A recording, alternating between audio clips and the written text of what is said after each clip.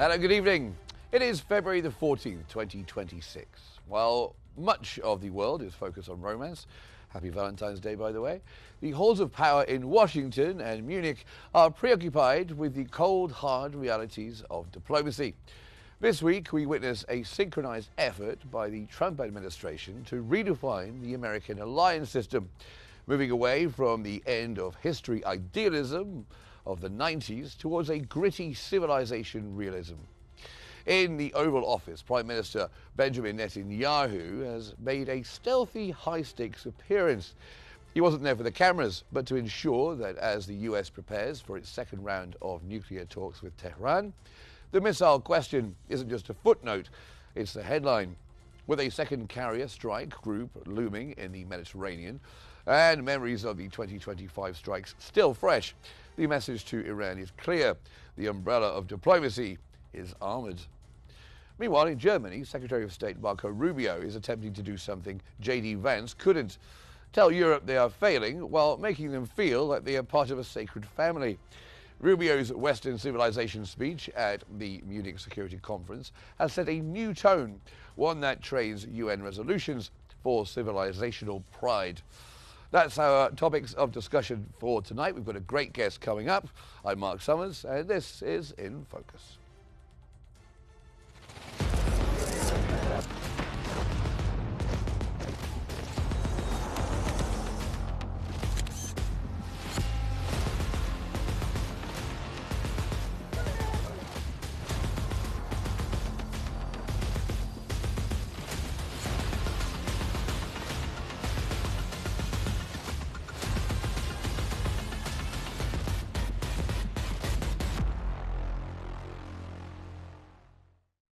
Let's start with Netanyahu's trip to Washington then. And the optics of this meeting between President Trump and the Israeli Prime Minister were intentionally subdued. A low-profile encounter that suggests the business at hand is too sensitive for the usual Rose Garden fanfare. Netanyahu's arrival in Washington was a direct response to the renewed US-Iran talks. Israel's nightmare scenario is a deal that freezes centrifuges but leaves Tehran's precision-guided missile arsenal intact, an arsenal the Islamic Republic just declared non-negotiable. Trump, the wannabe peacemaker-in-chief, is juggling a formidable military build-up with the launch of his Board of Peace in the next coming days.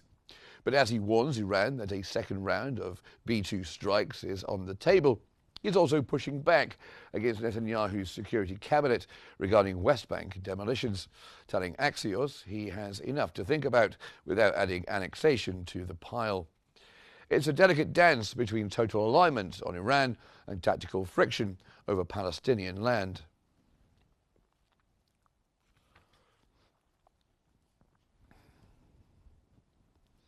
And joining us for the program tonight is Dr. Ihsan El-Khatib, who is the Associate Professor of Political Science at Murray State University. Thank you very much for being back here with us on Q News.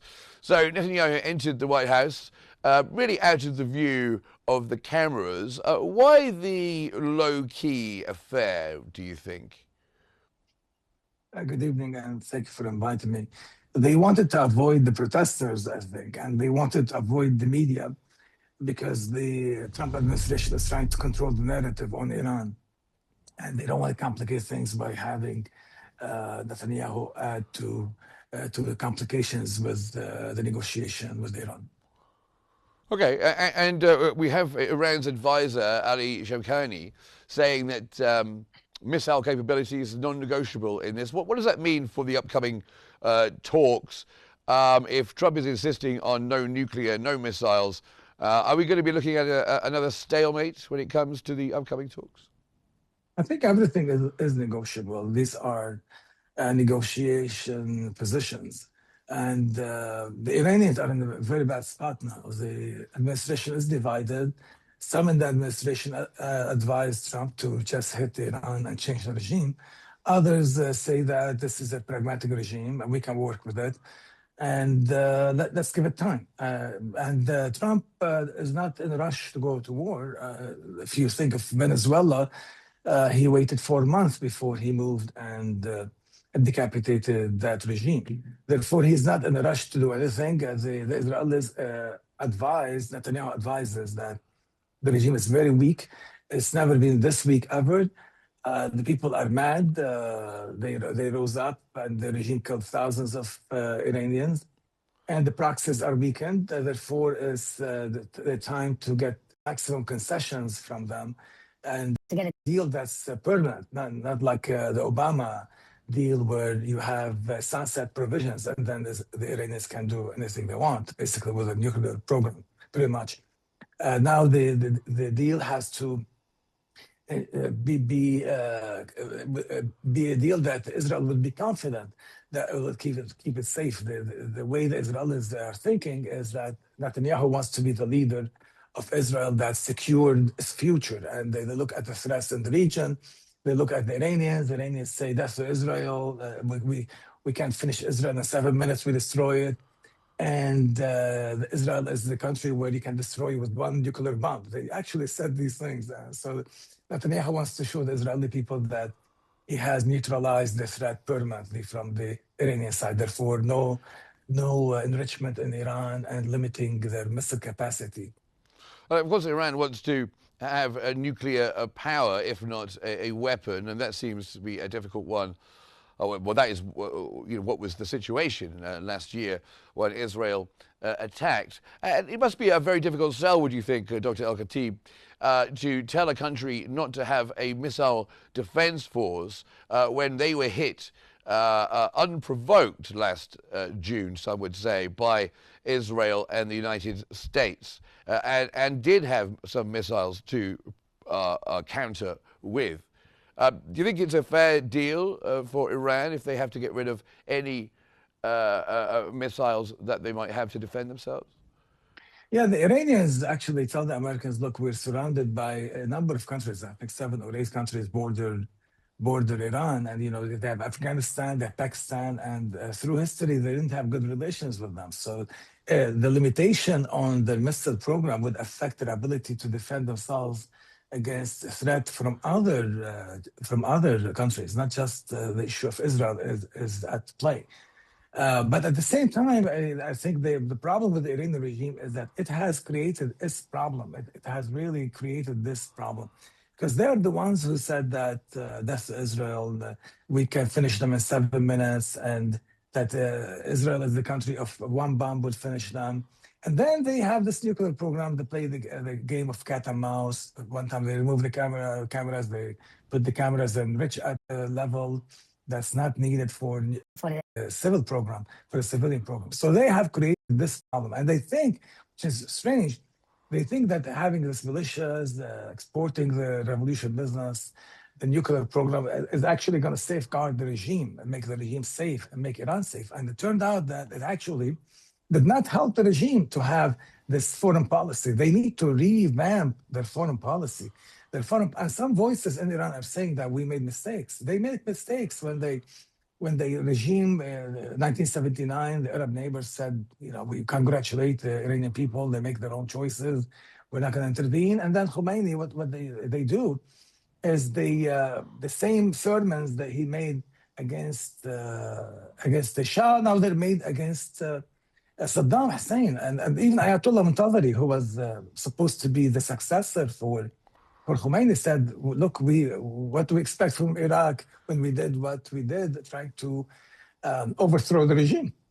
And then even like some people affiliated with Iran also tried to overthrow the regime in Bahrain. So they exporting the regime. Even the leader of that country claimed to be the head of the leader of all Muslims in their constitution.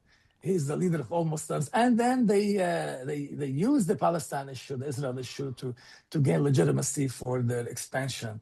So they have created this problem. They think they are protecting their country by doing this. That this is a foreign policy playbook that protects their country. It does not. They alienated their neighbors. They spent trillions of dollars, trillions, not billions, trillions. This is not a poor country. This is a very wealthy country. It's floating on a lake of oil and gas. It should be a rich country. And this has a strategic location.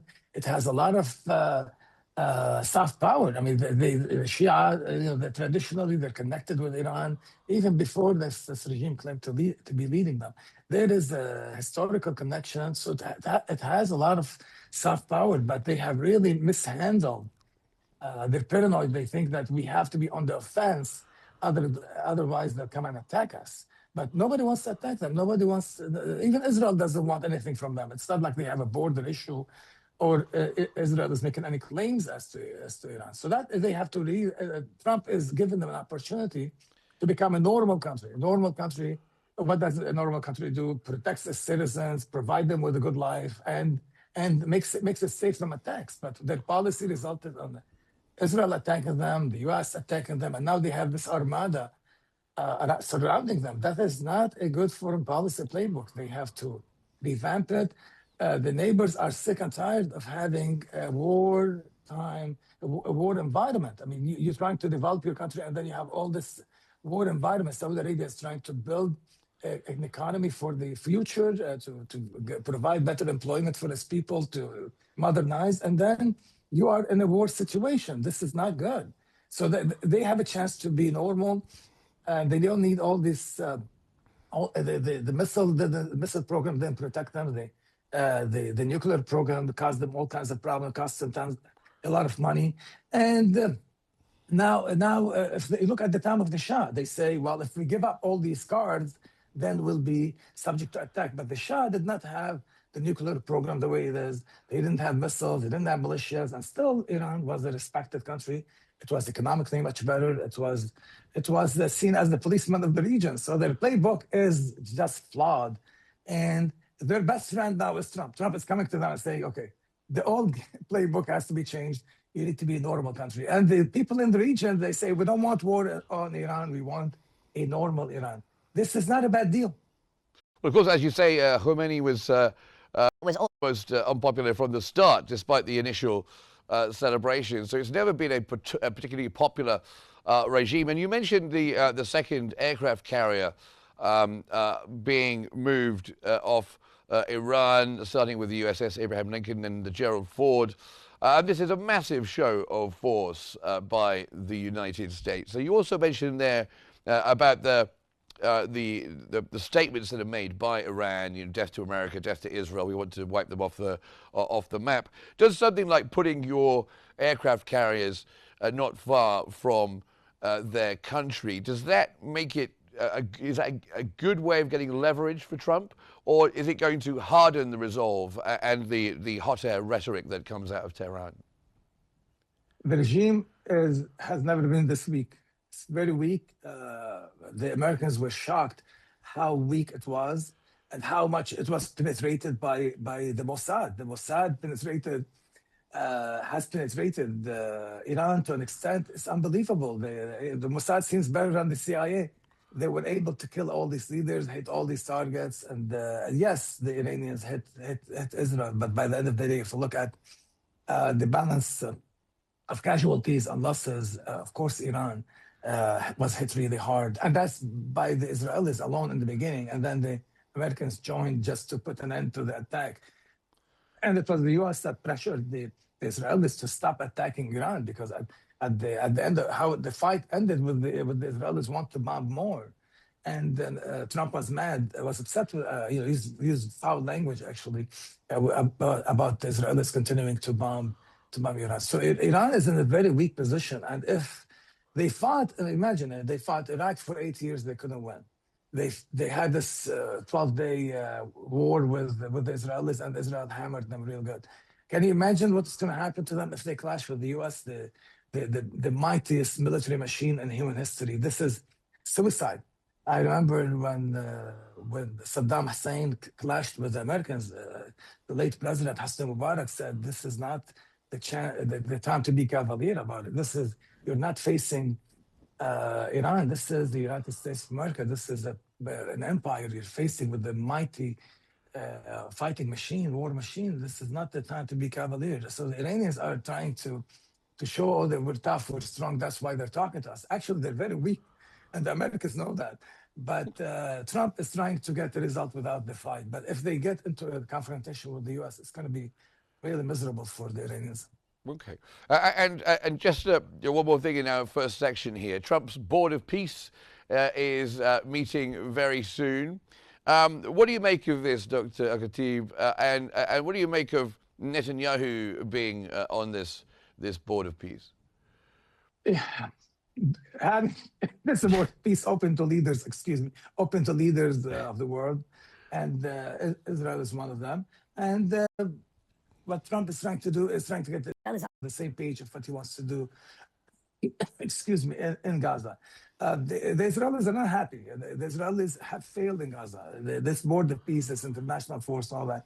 This is not what the Israelis wanted. The Israelis began with saying they want to wipe Hamas, they eradicate Hamas. They were not able to do that.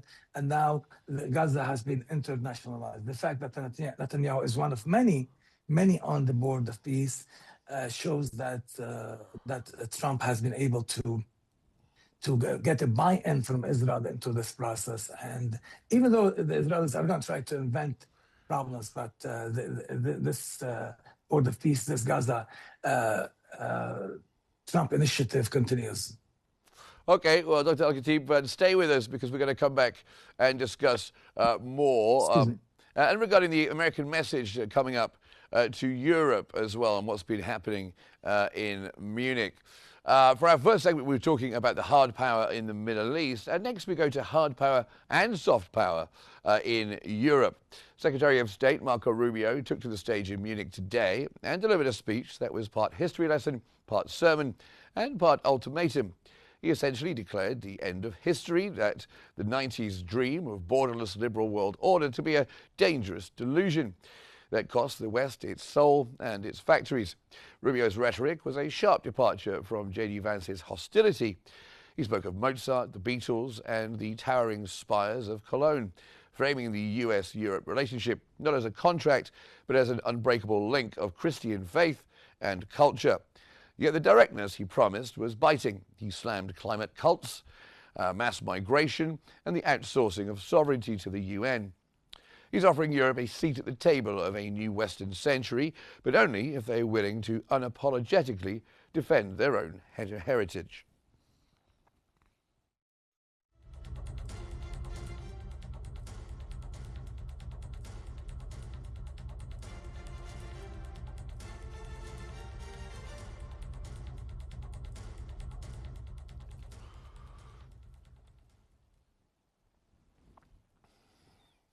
And we are back with Dr. Ihsan Al-Khatib on this subject. So yesterday we had the leader of Germany, Friedrich Merz. He launched the Munich Security Conference, telling the audience that the global order does no longer exist. Rubio today explicitly attacking the idea of this rules-based global order, which has been there since the end of World War II. So what is the United States officially declaring?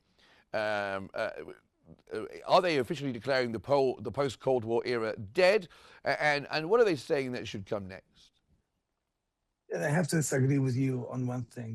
This international order, international law is an invention of the West. The West invented international law. And the West invented all these international institutions. The United Nations was named by an American president. Actually, United Nations is the name given by an American president. The US played a big role in writing the charter, actually. So the international order we have is the Western order, and the US wants to maintain this order. But what the Americans are trying to tell the European allies and friends, Rubio called them allies and friends, and they are allies and friends. But sometimes you have to be brutally honest with your allies and friends, that international law does not stop Russia from invading Ukraine. What does stop Russia from invading Ukraine? If the Europeans are strong enough and Ukraine is strong enough, then Russia would have been stopped. So international law by itself, without power, it does not stop bad actors.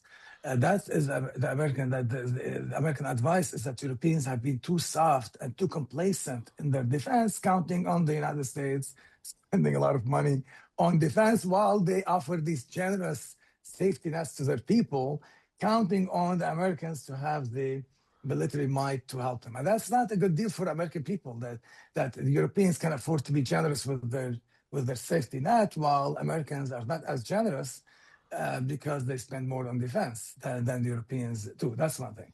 And then there's the issue of culture that, yes, if you open your border to millions of people from different culture, it changes your country. Your country is not the same.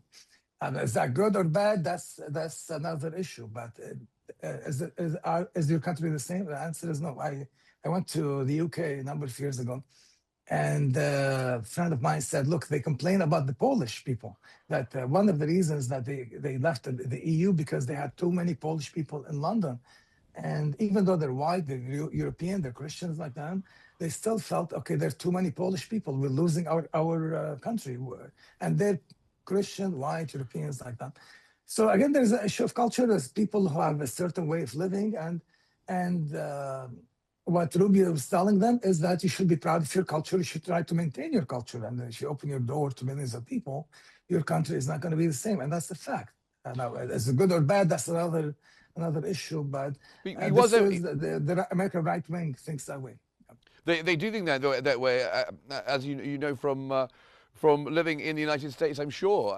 One of the things he was emphasizing was Christian faith. And this is something I think is quite different in Europe to what it might be in the United States. People can talk very positively and openly about Christian faith. I know the MAGA side of things want the United States to be a Christian country and keep referring to it as such. In Europe, it's less so. It's a much Christianity's been there, and the countries are, for a lot longer. The countries are a lot older, and they're not the most of religious countries. So when Marco Rubio goes to Munich and starts lecturing Europe about Christian faith, what do you think he means by that and hopes to achieve? That's a big disagreement between the U.S. and Europe, the Western European countries, the traditional allies, the NATO members. When the country opens its doors to millions of new immigrants, it doesn't stay the same. And that is the idea that some people in this country think that immigration should be controlled. You should not open your doors with unlimited number of people entering, and you should be assimilating them. Now, again, I'm not saying yes, I'm for it or against it. I'm just telling you how they think. They think that, and there's an element of truth. When you open your door to millions of people, it does change the country. It does change the culture. Now, some people are going to be happy with it. Some people are not going to be happy with it. And the way to decide it is through the ballot box, through elections. But the Americans think that if culturally, this cultural connection with Europe, if the culture of Europe changes, then the nature of the relationship between the US and Europe will change as well. Now, as this country, legally, yes, constitutionally, it's not a Christian country, but it is a Christian majority country. And the culture is influenced by the Christian tradition, the culture, the people, the thinking, and all that. They don't want to change it. Some people say, we like it the way it is. We don't want to change it. And if you bring millions of people from a different faith, from a different tradition, it will change our country, and we don't want that. We want things to stay the way they are, and the way to decide these things is through elections and through trying to convince people who's right and who's wrong. So when they talk about Christian faith, really, when they emphasize that, they're really talking about immigration, and they're talking about other people from people who aren't white, coming from different parts of the world. This is like code for that? Would you say that Marco Rubio is? No, they're open about it. I mean, see, the nature of things is that you see, I teach immigration law at the college here. Why would somebody leave their country? I mean, people leave. They have push factors and pull factors, and just a little bit of immigration. Pull factors. You go to countries that are safe, wealthy, opportunities, economic well-being, and all that. You can improve your life. And then there's push factor. You have a failed state. You have poverty. You have war. You have gang violence, as in, for example, the Latin American countries like Honduras and all that. So the countries that have problems are not white Christian European countries like Sweden and Norway, they don't have problems. The French people have no reason to leave. But many countries in Africa, many countries in Asia, they have problems. Therefore, there is the push factor that applies. So if this country wants immigrants, they're not going to be from Norway the way they were in the past. You're not going to get French, British to immigrate because they live well.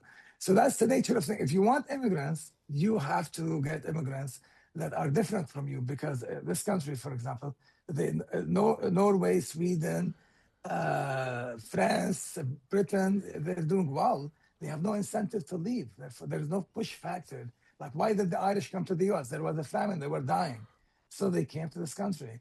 That's the nature of things. So if they want people, if they want immigration in Germany, then they have to get people from that are not Christian, but are not white like them. And I would argue that if you don't want immigration, then don't have empires for hundreds of years and go around the world, you know.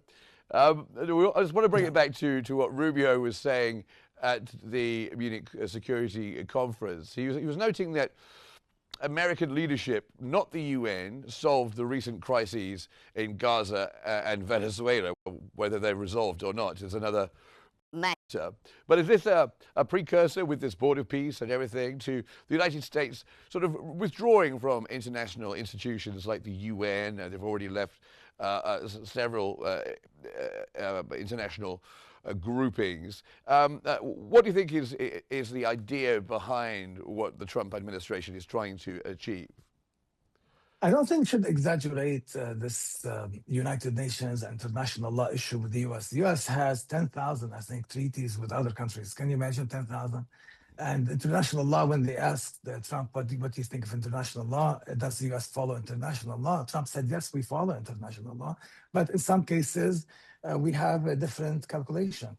So US does believe in international law. International law was created by Western countries, including the US, actually. And the United Nations was created by the West, and the US played a big role. Now, the organizations that the US left are not that important. I mean, they deal with gender, climate, which are important to many people, I would assume, but then for the Trump administration, given the values of Trump and his coalition, they don't want to be part of these organizations. But the US would never leave the UN, because the US has a seat on the Security Council. The US has the veto power, would never leave the UN. The UN is a very valuable institution, but the US will use it when it needs to, and doesn't want to be limited by the UN. And this is true that the UN has not been able to deal with a lot of issues, but the UN has been able to do a lot of things. And when it failed because they have 5 powers on the permanent members of the UN Security Council, and they veto. If there was no American veto, more than 50 times they used it for Israel. So the UN did not fail as the veto power that limits its ability to achieve things. And so really it's piling on the UN from different voices, but the UN does a lot of good things. So it has great programs. So for example, the World Health Organization does a lot of World Food Program. It does a lot of good in the world, the United Nations. And the US would not abandon the UN, but Trump has this idea of he wants to have basically the board of peace, have a UN, mini UN with one veto power, which is the US having a veto and everybody else doesn't. That's why the French were not happy about it, because at the UN they have a veto, but the board of peace, only the US has a veto power. But I think it's a temporary thing. Let's see what happens with this board of peace, but the UN is not going anywhere. Well, it's always great to get your views on everything and what's happening in the world. Dr. El-Khatib, thank you so much for being with us for the program today. Much appreciated. Now we end today on a note of intertwined destiny, as Secretary Rubio put it. Whether it's tactical readiness, if it's tactical Netanyahu's drawing in Washington, or the civilization readiness of Rubio, red lines Rubio is drawing in Munich. Now that makes more sense. The message of the day is that the polite pretense of the old world order is being set aside. The West is looking for a new center of gravity, one that is, in Rubio's words, unapologetic and vital. That brings us to the end of In Focus. I'm Mark Summers. We'll see you soon.